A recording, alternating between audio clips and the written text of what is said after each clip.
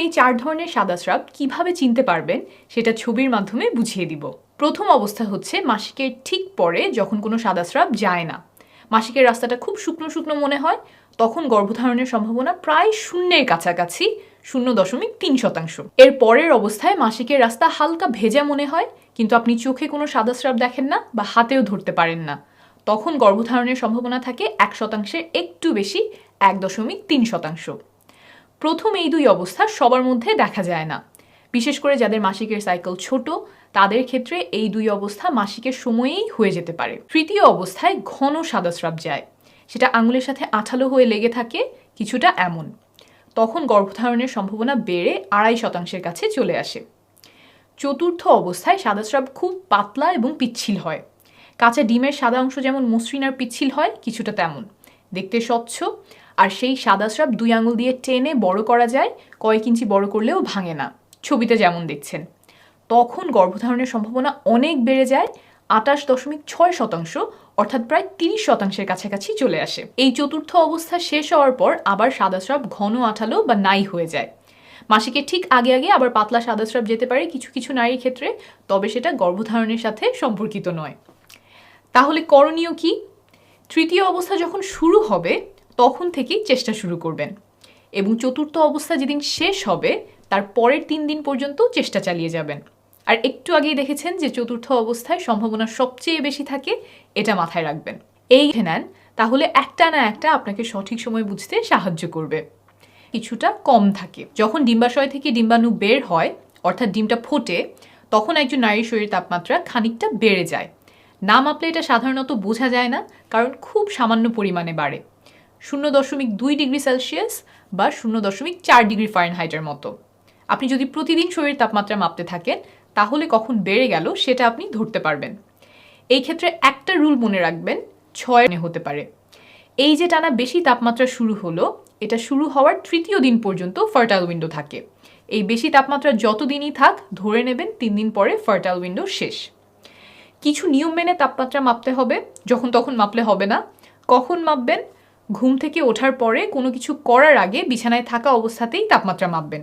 প্রতিদিন একই সময় মাপতে চেষ্টা করবেন, অর্থাৎ নিয়মিত একই সময় ঘুম থেকে ওঠার অভ্যাস করতে হবে, বিছানার কাছেই থার্মোমিটার রেখে দিবেন। আবার আমরা অনেকেই বগলের নিচে তাপমাত্রা মাপি, এখানে সেটা করলে হবে না, মুখের তাপমাত্রা মাপতে হবে। থার্মোমিটার জিহ্বার নিচে রেখে মুখ বন্ধ করবেন। জর্মা পদ্ধতিতে ফার্টাইল উইন্ডো কখন শুরু হয় বোঝা যায় না, তবে কখন শেষ হচ্ছে সেটা বোঝা যায়। তাহলে এটা কিভাবে কাজে লাগাবেন? একটু আগেই যে সাদা স্রাবের পদ্ধতি বুঝিয়েছিলাম সেটা ব্যবহার করে সাদা স্রাব যাওয়া যেদিন শুরু হয়েছে সেদিন থেকে চেষ্টা শুরু করবেন, আর এই পদ্ধতিতে তাপমাত্রা বাড়ার 3য় দিন পর্যন্ত চেষ্টা চালিয়ে যাবেন। তাহলে গর্ভধারণের সবচেয়ে সম্ভাবনাময় সময়টুকু কাজে লাগানো হলো। পরের পদ্ধতিতে যাওয়ার আগে একটু বোঝাই কেন মাসের একটা সময়ে সন্তান ধারণের সম্ভাবনা এত বেড়ে যায়, এবং শুক্রাণুর মিলন হলেই কেবল তা গর্ভধারণে সক্ষম। যদি শুক্রাণু মিলিত না হয়, ডিম্বাণু বাইরে থেকে মাসে মাসে ঋতুস্রাব বা মাসিক হিসেবে দেখে থাকি। এটাই সাধারণভাবে ঘটে, এর বাইরেও কিছু ব্যাপার আছে, তবে এখনকার আলোচনার জন্য সেটা বোঝার প্রয়োজন নেই। এখন খেয়াল করেন, নারীর দেহে পুরুষের শুক্রাণু সাধারণত 3 দিন বাঁচে, কিছু ক্ষেত্রে 7 দিন পর্যন্ত বাঁচতে পারে, কিন্তু একটা পরিপক্ক ডিম্বাণু থাকে সর্বোচ্চ 24 ঘন্টা। তার মানে ডিম্বাণু খুব অল্প সময়ের জন্য থাকে। তাই ডিম্বাণু যেই কয়েক ঘন্টা আছে এই সময়টা আমাদেরকে ব্যবহার করতে হবে, না হলে গর্ভধারণ হবে না। যেহেতু পুরুষের শুক্রাণু নারী দেহে কয়েকদিন বেঁচে থাকতে পারে, তাই শুক্রাণুকে আগে আগে গিয়ে বসে থাকতে হবে ডিম্বাণুর জন্য, যাতে ডিম্বাণু বের হলেই শুক্রাণু গিয়ে তার সাথে মিলিত হতে পারে। অর্থাৎ ডিম্বাণু বের হওয়ার আগের কয়েকদিন যদি সহবাস করা হয় তাহলে শুক্রাণু ঠিক সময়ে ঠিক জায়গায় থাকার সম্ভাবনা বাড়ে, আর এই কয়েকটা দিনকেই বলে ফার্টাইল উইন্ডো। এটাই আমরা বিভিন্ন হিসেবের মাধ্যমে ধরার চেষ্টা করছি। এখন আবারও চলে যাই ফার্টাইল উইন্ডো চেনার পদ্ধতি। যদি আপনার মাসিক নিয়মিত হয়, একদম কাটায় কাটায় 1 মাস পরপর মাসিক হতে হবে এমন না, যদি 26 থেকে 32 দিন পরপর মাসিক হয় তাহলে এই পদ্ধতি ব্যবহার করতে পারবেন। এই পদ্ধতি অনুযায়ী মাসিক শুরু হওয়ার পর 8 নম্বর দিন থেকে 19 নম্বর দিন পর্যন্ত আপনার ফার্টাইল উইন্ডো। অর্থাৎ যদি 1 তারিখে মাসিক শুরু হয় তাহলে 8 তারিখ থেকে 19 তারিখ পর্যন্ত সময়টাতে আপনার গর্ভধারণের সম্ভাবনা সবচেয়ে বেশি থাকবে। তবে শুধুমাত্র এই পদ্ধতি ব্যবহার না করে সাথে অন্য পদ্ধতিও মিলিয়ে ব্যবহার করার চেষ্টা করবেন, কারণ সবসময় যে 8 নম্বর থেকে 19 নম্বর দিনের মধ্যেই ডিম্বাণু বের হবে এমন নয়, এই জন্যই অন্য পদ্ধতিগুলিও বুঝিয়েছি। হবে সবগুলোর দৈর্ঘ্য হয়তো একই হবে না, কোনোটার আসবে 33 দিন, কোনোটার 26 দিন। যখন 6টা দৈর্ঘ্য আপনি পেয়ে গেছেন তার মধ্যে সবচেয়ে লম্বা আর সবচেয়ে ছোট সাইকেল দুটো আপনি নেবেন। সবচেয়ে ছোট সাইকেল থেকে 18 বিয়োগ করলে যেই সংখ্যাটা পাবেন আপনার সাইকেলের সেই দিন থেকে ফার্টাইল উইন্ডো শুরু, আর সবচেয়ে লম্বা সাইকেল থেকে 11 বিয়োগ করলে যেই সংখ্যাটা আসবে সেই দিন আপনার ফার্টাইল উইন্ডোর শেষ দিন। একটা উদাহরণ দিয়ে বোঝাই, ধরা যাক আপনার সবচেয়ে ছোট সাইকেল হচ্ছে 26 দিনের, এখান থেকে 18 বিয়োগ করলে হলো 8, অর্থাৎ আপনার সাইকেলের 8ম দিন থেকে ফার্টাইল উইন্ডো শুরু। তারপর ধরেন আপনার সবচেয়ে লম্বা সাইকেল হচ্ছে 33 দিনের, 11 বিয়োগ করলে হয় 22, অর্থাৎ আপনার সাইকেলের 22তম দিন হচ্ছে শেষ দিন। তাহলে মাসিক শুরু হওয়ার পরে 8 নম্বর দিন থেকে 22 নম্বর দিন হলো আপনার ফার্টাইল উইন্ডো। এর যে কোনো একদিন আপনার ওভারি থেকে ডিম্বাণু বের হওয়ার সম্ভাবনা আছে, তাই এই সময়টাতে সহবাস করলে শুক্রাণু আগে আগে গিয়ে ডিম্বাণুর জন্য বসে থাকতে পারবে। মাসিকের সাইকেল হিসাব করার সময় সাধারণত দুইটা ভুল দেখা যায়। এক, মাসিক শেষ হওয়ার দিন থেকে অনেকে গোনা শুরু করে, কিন্তু হিসাব করতে হবে যেদিন মাসিক শুরু হলো সেই দিন থেকে। দুই, অনেকে পরের মাসিক শুরু হওয়ার দিনটাও গোনে, পরের মাসিক যেদিন শুরু হলো সেদিন থেকে কিন্তু নতুন সাইকেলের হিসাব করতে হবে। ফার্টাইল উইন্ডো চেনার আরও অন্যান্য কিছু উপায় আছে।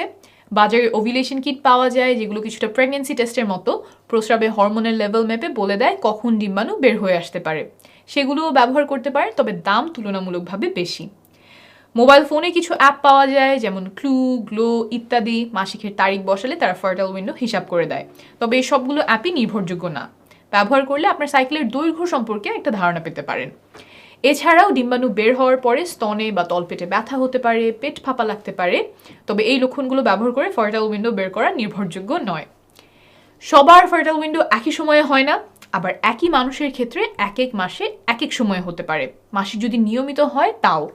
তাই নিজের শরীরের লক্ষণগুলো যেমন তাপমাত্রা, সাদাস্রাব এগুলোর দিকে খেয়াল রাখলে সময়টা আরও ভালোভাবে চিনতে পারবেন। যতগুলো পদ্ধতি বললাম এগুলোর কোনোটাই একদম নিশ্চিত করে বলতে পারবে না যে এই সময়েই ডিম্বাশয় থেকে ডিম্বাণু বের হয়ে এসেছে এবং এর মধ্যে সহবাস করলে বাচ্চা হবেই। তবে পদ্ধতিগুলো অনুসরণ করলে, বিশেষ করে কয়েকটা পদ্ধতি সমন্বয় করলে সন্তান ধারণের সম্ভাবনা অনেকটা বাড়বে। মনে রাখবেন, নিয়মিত সহবাস করলে, অর্থাৎ একদিন বা 2 দিন পরপর সহবাস করলে 1 বছরের মধ্যে 80%-এরও বেশি দম্পতি সফল হন। তাই 3-4 মাস চেষ্টা করে সফল না হলে ঘাবড়ে যাবেন না, সময় লাগতে পারে। 1 বছর নিয়মিত চেষ্টা করার পরেও সফল না হলে ডাক্তারের পরামর্শ নেবেন। আর নারীর বয়স যদি 35-এর বেশি হয় তাহলে 6 মাস চেষ্টা করার পরেই ডাক্তারের শরণাপন্ন হবেন।